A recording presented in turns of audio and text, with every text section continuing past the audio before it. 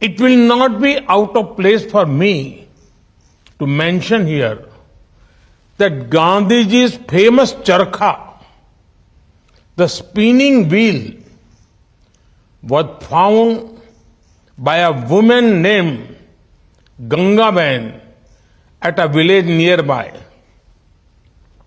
As you know, from then onwards, Gandhiji always wore khadi, which became a symbol of self-reliance and sustainability. Friends, when women prosper, the world prospers.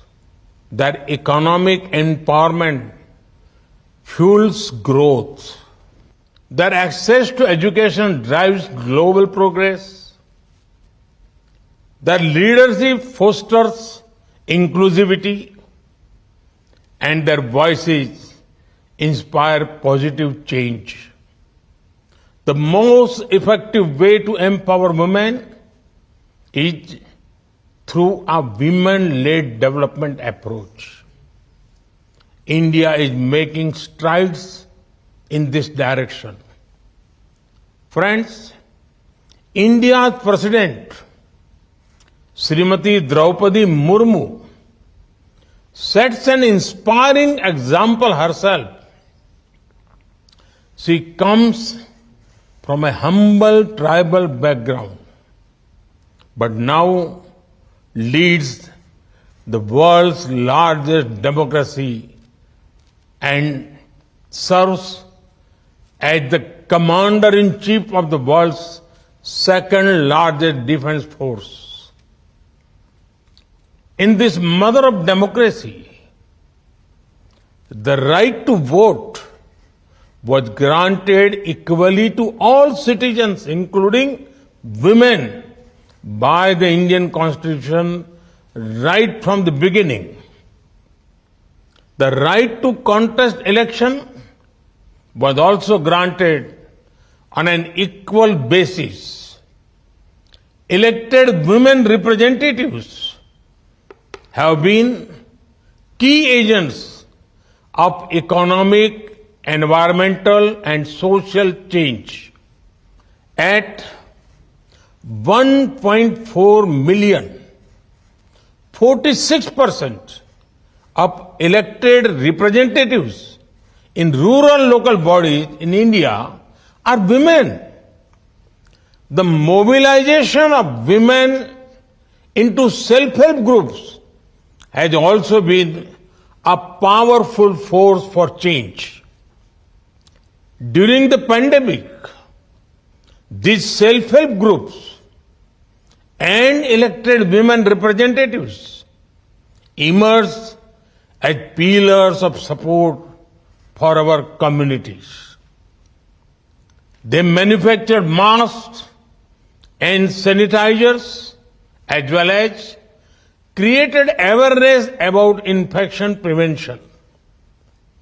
More than 80% of nurses and midwives in India are women. They were our first line of defense during the pandemic. And we are proud of their achievements. Friends, women-led development has been a key priority for us in India. Around 70% of the loans under the Pradhan Mantri Mudra Yojana have been sanctioned to women. These are loans up to 1 million rupees to support micro-level units. Similarly, 80% of beneficiaries under Stand Up India are women availing bank loans for greenfield projects. Under the Pradhan Mantri Ujjwala Yojana, nearly 100 million cooking gas connections have been provided to rural women. Provision of clean cooking fuel directly impacts the environment and improves women's health. The number of women in technical education in the industrial training institutes had doubled since 2014, and nearly 43% of STEM graduates in India, that is science, technology, engineering and mathematics, are women. About 1/4 of space scientists in India are women. Behind the success of our flagship programs like Chandrayaan, Gaganyaan and Mission Mars lies the talent and hard work of women scientists. Today, more women are enrolling in higher education than men in India. We also have one of the highest percentage of female pilots in civil aviation. And female pilots in the Indian Air Force are now flying fighter aircrafts. Women officers are being deployed in operational roles and fighting platforms in all our armed forces. Friends, in India and in the global south, women play pivotal roles at the backbone of rural agriculture families and as small traders and shopkeepers. Given their close association with nature, women hold the key to innovative solution to climate change. I recall how women led the first prominent climate action in India in the 18th century. The Bishnoi community of Rajasthan, led by Pujya Amrita Devi, started the Chipko movement. It was a movement to hug trees to prevent unregulated logging. Along with several other villagers, she laid down her life for the cause of nature. Women in India have also been brand ambassadors for Mission Life, lifestyle for environment. They reduce, reuse, recycle and repurpose based on traditional wisdom. Under various initiatives, women are actively getting trained in making solar panels and lights. The solar mamas have been successful collaborators with our partner countries in the global south. Friends, women entrepreneurs are significant contributor to the global economy. The role of women entrepreneurs in India is not new. Decades ago in 1959, few Gujarati women in Mumbai came together to create a historic cooperative movement, Shri Mahila Grih Udyog. Since then, it has transformed the lives of millions of women and their families.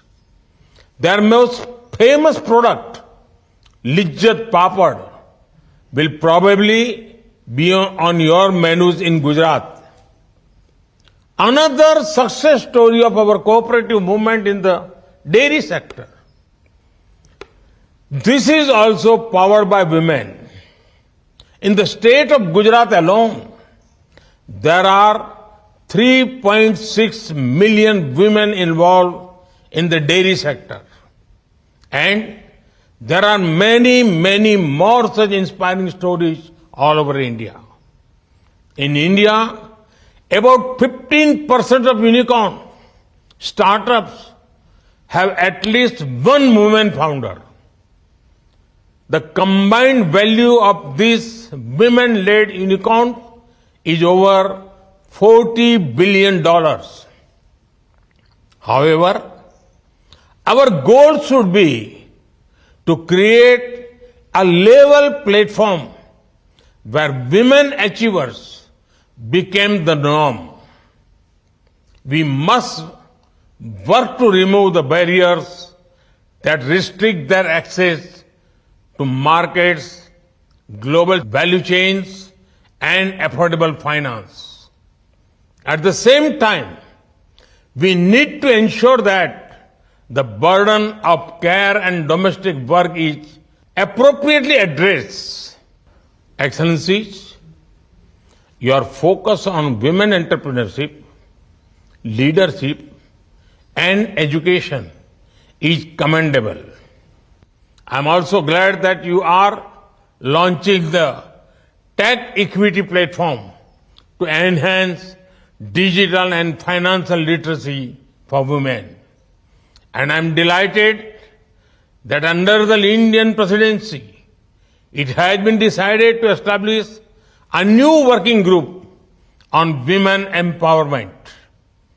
Your untiring efforts in Gandhinagar will give immense hope and confidence to women around the world. I wish you all the best for a productive and successful meeting. Thank you.